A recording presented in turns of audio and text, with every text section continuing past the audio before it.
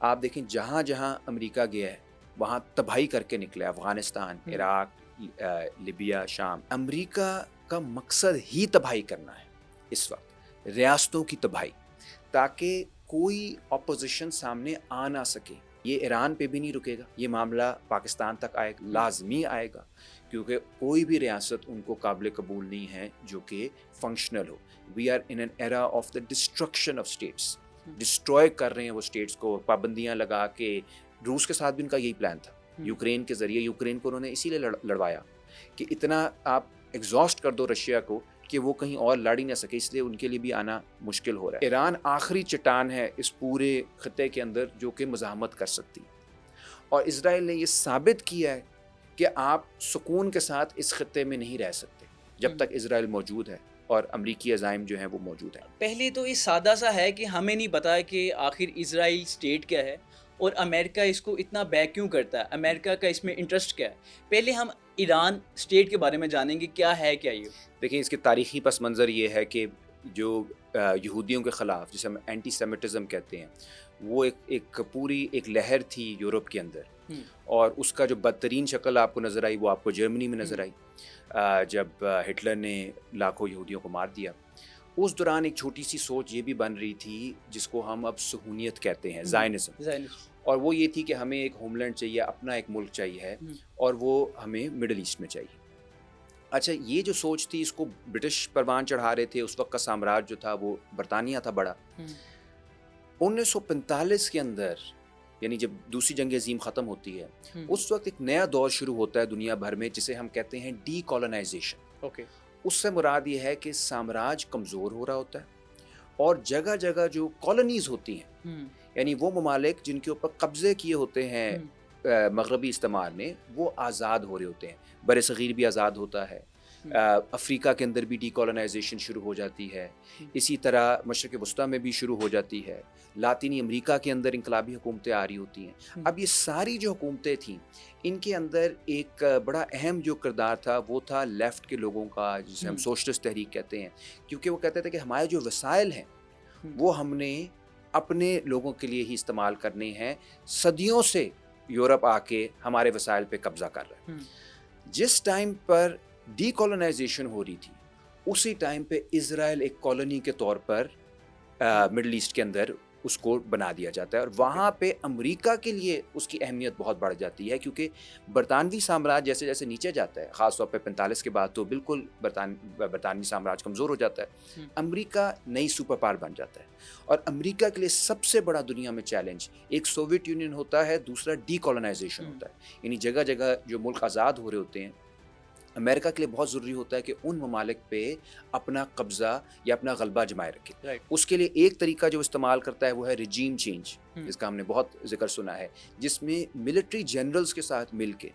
اور جو وطن فروش وہاں پر کچھ قوتیں ہر ملک کے اندر موجود ہوتی ہیں، ان کے ساتھ مل کے جو بھی ایسی حکومت جو اپنی مرضی سے کوئی چیزوں کو چلانا چاہے، اس کا تختہ الٹا دیتا تھا امریکہ۔ یہ ایران میں کیا، محمد مصدق ایک لیڈر تھے، انہوں نے ایک غلطی کی تھی، الیکٹ ہو کے آئے اور انہوں نے کہا کہ جو تیل ہے ایران کا وہ اب برطانوی کمپنیوں کو یا امریکی کمپنیوں کو نہیں، وہ اب ہماری قومی تحویل میں ہوگا اور ایرانی عوام کے لیے استعمال ہوگا۔ اس کی وجہ سے سی آئی اے نے جو پہلا کو کروایا، پہلا رجیم چینج آپریشن، وہ ایران میں محمد مصدق کی حکومت کے خلاف کرایا۔ اسی دوران 48 میں جو اسرائیل کا وجود ہے، وہ اس کی اہمیت اس لیے بھی بڑھ جاتی ہے کہ یعنی 48 کے بعد پوری عرب دنیا کے اندر آزادی کی ایک لہر ہوتی ہے، اور آزادی سے مراد صرف یہ نہیں کہ ہم جیسے پاکستان آزاد ہے، بلکہ حقیقی آزادی اس ٹائپ کی کہ ہم امریکی یہ تسلط کے اندر نہیں رہنا چاہیں گے، ہم مغربی استعمار سے اب آزاد ہوں گے۔ مصر کے اندر جمال عبد الناصر، جن کے نام پہ ہمارا ناصر باغ ہے لاہور کے اندر، وہ آتے ہیں۔ لیبیا کے اندر قذافی آتے ہیں، لاہور میں ہمارا قذافی اسٹیڈیم بھی ہے، وہ اسی تحریک کا حصہ تھے۔ عراق میں باتھ پارٹی اقتدار میں آتی ہے، شام میں اسی طرح انقلاب آتا ہے، ایران کے اندر پھر شاہ کے خلاف پہلے مصدق کرتا ہے، جس کی میں نے ابھی ذکر کیا، اس کے بعد امام خمینی آ کے تختہ الٹا دیتے ہیں اس کا، شاہ کا۔ وہ بھی بہت بڑی ایک عوامی طاقت آپ نے دیکھی جب وہ واپس آتے ہیں پیرس۔ تو یہ پورا خطہ جو ہے، پھر اس میں یمن میں بہت بڑی تحریک تھی آزادی کی، اور فلسطین کے اندر تو تھی پورا خطہ جو ہے وہ انقلابی جو سوچ ہے اس میں بہت اس کی گرفت میں تھا۔ اسرائیل کی اہمیت یہ بنی امریکہ کی نظر میں کہ اسرائیل کے ذریعے وہ ایک انقلابی حکومت کو شکست دے سکتا ہے۔ اور انہوں نے مصر سے معاملہ شروع کیا، 6 ڈے وار جو تھی اس میں مصر کو تباہ کیا، اس کے بعد شام کو تباہ کیا، گولان ہائٹس پہ انہوں نے قبضہ کر لیا، اس کے بعد انہوں نے لیبیا، عراق، یمن، یعنی اسرائیل نے کسی ایک ملک کو نہیں چھوڑا جو اس کے پورے آپ خطے میں دیکھیں۔ امریکہ کو اترنا بھی نہیں پڑا ان علاقوں میں، یعنی لیکن کر یہ سارا کچھ امریکہ کی سپورٹ سے کر رہا تھا، سارا امریکہ نے خلیجی ریاستوں کے اندر اپنے فوجی بٹھائے، خلیج کے پاس کیونکہ تیل بہت زیادہ تھا۔ اب خلیجی ریاستوں کی جو آبادی ہے وہ عرب دنیا کی تقریباً 2.5-3% آبادی ہے۔ جب تیل وہاں پہ نکلا تھا تو عرب پوری دنیا کے اندر خوشی کی لہر تھی کہ اب ہمارے پاس یہ وسائل ہوں گے کہ پوری عرب دنیا جو ہے وہ ترقی کرے گی۔ انہوں نے کہا نہیں، خلیجی ریاستوں کا کہ آپ بس اپنے تک ترقی محدود کریں، اگر کوئی آپ پہ حملہ کرے گا تو ہم بیٹھے ہیں، اور ان ساری ملکوں کو جو باقی انقلابی بن رہے ہیں ان کو ٹھیک کرنے کے لیے ہم نے اسرائیل تیار کر دیا۔ اور اسرائیل کو جو ہم کہتے ہیں کہ جی چھوٹا ملک ہے، یہ وہ چھوٹا ملک آپ دیکھ رہے ہیں، جنگ جو ہے وہ نمبرز کے ساتھ نہیں ہوتی، جنگ جو ہے وہ ٹیکنالوجی کے ساتھ ہوتی ہے۔ امریکہ نے جو سب سے ہائی اینڈ ٹیکنالوجی تھی وہ شروع سے ہی اسرائیل کو دینا شروع کی، حتیٰ کہ اب تو یہ حالت ہے کہ ان کی اپنی جو پوری وہ ملٹری انڈسٹری ہے اسرائیل کی، وہ تقریباً مقابلے پہ آ گئی ہے مغرب کے،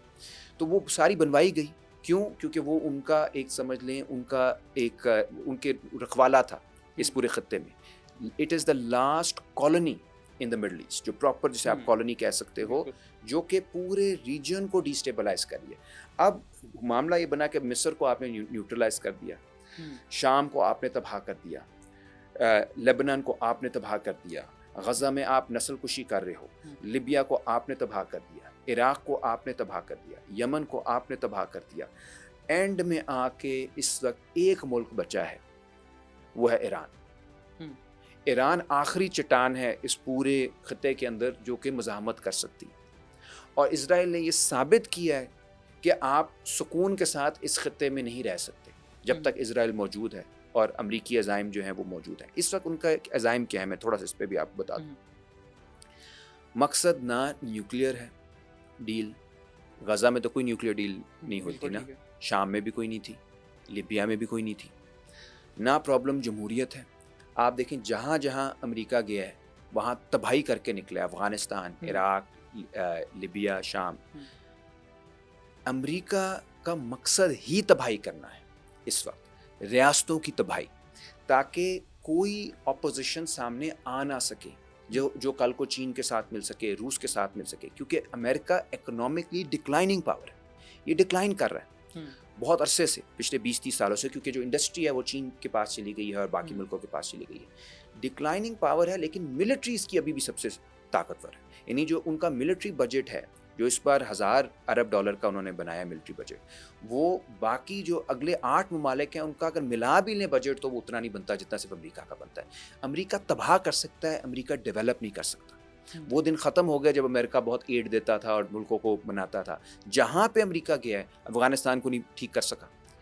عراق کو نہیں ٹھیک کر سکا، لیبیا کو نہیں ٹھیک کر سکا، شام کو نہیں کر سکا، وہ سارے ملکوں کے اندر وار لارڈزم ہے، وہ ملک ٹوٹ گئے ہیں، ان ریاستوں کو توڑ دیا گیا ہے، اور یہ اس کو کہا جا رہا ہے کہ اب ہم نے آپ کو آزاد کر دیا ڈکٹیٹروں سے۔ تو یہ اب ایران کی آزادی بھی اسی طرح کی آزادی وہ ایران کو دینا چاہ رہے ہیں۔ یہی اہمیت ہے، نہ یہ مذہب کا مسئلہ ہے، نہ یہ فرقے کا مسئلہ ہے، کیونکہ دیکھیں فرقہ غزہ میں کوئی اور فرقہ ہے، ایران میں لوگ کا اور فرقہ ہے، یہ وہ معاملہ بھی نہیں ہے۔ یہ معاملہ سیدھا ہے کہ اس خطے کو کھنڈرات میں تبدیل کر دیا جائے، اور پھر اس کے اوپر رضا پہلوی جیسے وطن فروشوں کو بٹھا دیا جائے جو کھنڈرات پہ حکمرانی کر کے خوش رہیں گے، اور وہ کھل کے کہہ رہے ہیں کہ ہم اسرائیل کے ساتھ مل کے اس خطے کو آزاد کریں گے۔ یہ آزادی ہے، اس لیے اس کی اہمیت سمجھنے کی ضرورت ہے۔ یہ ایران پہ بھی نہیں رکے گا،